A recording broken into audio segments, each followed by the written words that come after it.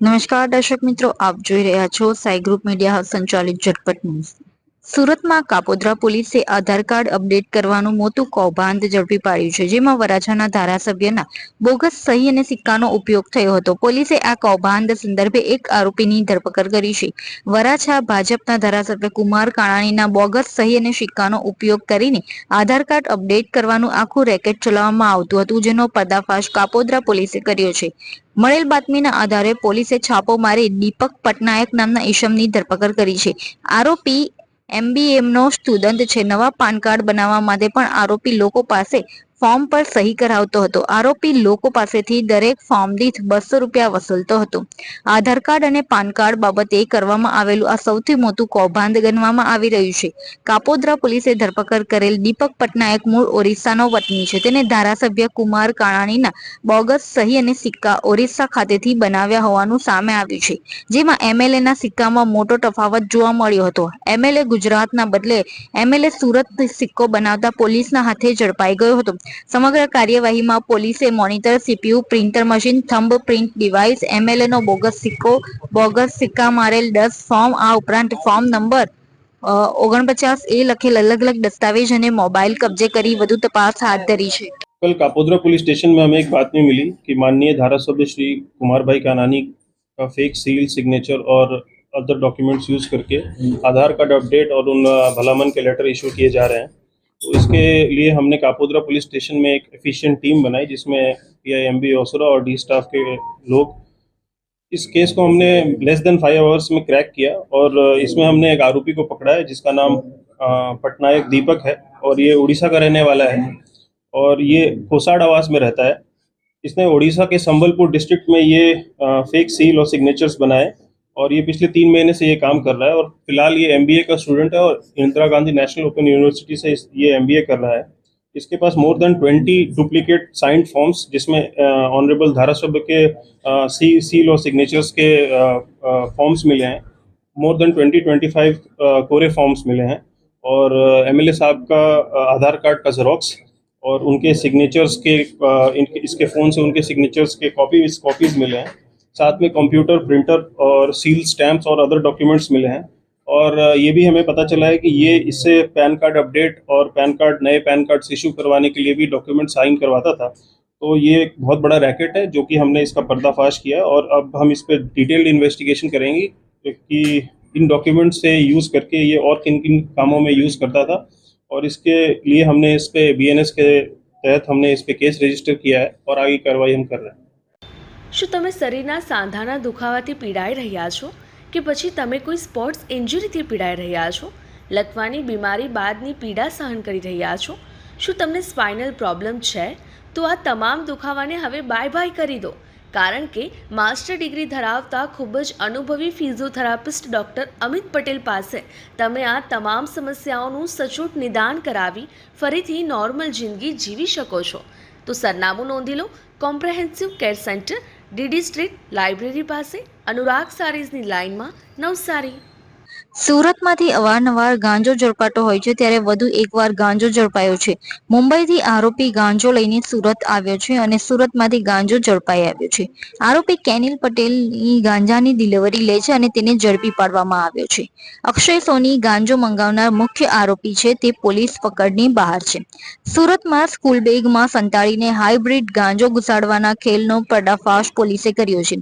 મુંબઈથી નશાકારક પદાર્થ લઈને આવતા યુવકની નિગલોલ ચેકપોસ્ટ પાસે સારોલી પોલીસ દ્વારા ધરપકડ કરવામાં આવી હતી। પોલીસે ₹30 લાખના મુદ્દામાલ કબ્જે કરીને વધુ તપાસ હાથ ધરી છે। સુરત સારોલી પોલીસે મુંબઈથી સ્કૂલ બેગમાં હાઇબ્રિડ ગાંજાનો જથ્થો ઘુસાડવાની કૌભાંડનો પર્દાફાશ કર્યો છે।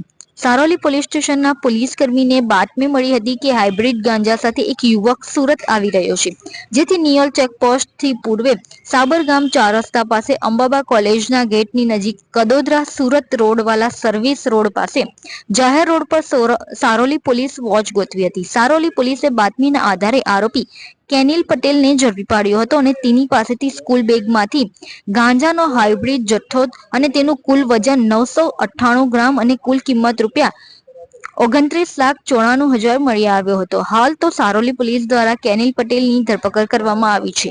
આ હાઇબ્રિડ ગાંજો મુંબઈથી આપનાર અજાણ્યા ઈશમ અને સુરત ખાતે મંગાવનાર અક્ષય ઉર્ફે आजाद शॉनी બંનેને वॉन्टेड जाहिर કરવામાં આવ્યા છે. फालूदा मिक्स की इतनी सारी वैरायटीज रिफ्रेश के पास है. अगर आपको भी चाहिए रिफ्रेश के फालूदा मिक्स की इतनी सारी वैरायटीज तो फिर सर्च करो, क्लिक करो, लाइफ को रिफ्रेश करो. હાલ ભર ઉનાળો શરૂ થઈ ગયો છે, ત્યારે ઉનાળાની અસહ્ય ગરમીથી બચવા લોકો અનેક પ્રકારના ઉપાયો કરે છે, પરંતુ આ અસહ્ય ગરમીમાં અબોલ પક્ષીઓનું શું? અસહ્ય ગરમીમાં અબોલ પક્ષીઓ પોતાનો બચાવ કેવી રીતે કરવાના છે? ત્યારે આ સુરત શહેરના એક સેવાકીય વ્યક્તિ દ્વારા 365 દિવસ અબોલ પક્ષીઓ માટે ચકલી ઘરનું વિતરણ કરવામાં આવી રહ્યું છે. સુરત શહેરના મોટા વરાછા વિસ્તારમાં પરેશભાઈ દ્વારા 365 દિવસ અબોલ પક્ષીઓ માટે વિનામૂલ્યે ચકલી ઘર વિતરણ કરવામાં આવે છે. પરેશભાઈ દ્વારા છેલ્લા 10 વર્ષથી ચકલી ઘરનું વિતરણ કરવામાં આવી રહ્યું છે. ત્યારે અબોલ પક્ષીઓ માટે વિચારનાર એવા પરેશભાઈ સાથે આ બાબતે વાત કરતા તેઓએ જણાવ્યું કે તેઓ છેલ્લા 10 વર્ષમાં 2 લાખ જેટલા ચકલી ઘરનું વિતરણ કરી ચૂક્યા છે અને તેમની ઓફિસમાં જ તેઓ ચકલી ઘર બનાવે છે અને તેનું વિનામૂલ્યે વિતરણ કરે છે. વધુમાં તેઓએ જણાવ્યું કે અસહ્ય ગરમીથી બચવા આપણે મનુષ્ય તો ટેકનોલોજીનો ઉપયોગ કરી અનેક ઉપાયો કરતા હોય છે, પરંતુ અબોલ પક્ષીઓ ગરમીથી કેવી રીતે બચી શકે? અબોલ પક્ષીઓનું પોતાનું રક્ષણ કેમ મેળવી શકે? આવા સવાલો પોતાને થતા તેમને ચકલી ઘર બનાવી વિતરણ કરવાનું વિચાર્યું અને વધુમાં વધુ અબોલ પક્ષીઓની મદદ થઈ શકે તે હેતુથી વિનામૂલ્યે તેઓ દ્વારા ચકલી ઘરનું વિતરણ કરવામાં આવી રહ્યું છે અને સુરત શહેર સહિત આસપાસના શહેરો અને ગામોમાંથી પણ લોકો આ ચકલી ઘર લેવા આવે છે અને અબોલ પક્ષીઓને બચાવવાના એક નાનકડા પ્રયાસમાં સહભાગી બને છે. હાલ જે રીતે કાળઝાળ ગરમી પડી રહી છે, આપણે માનવી તો ગમે તે રીતે ગરમીથી બચવા અનેક ઉપાયો કરીએ છીએ, પરંતુ જે અબોલ પક્ષીઓ છે તેઓનું શું?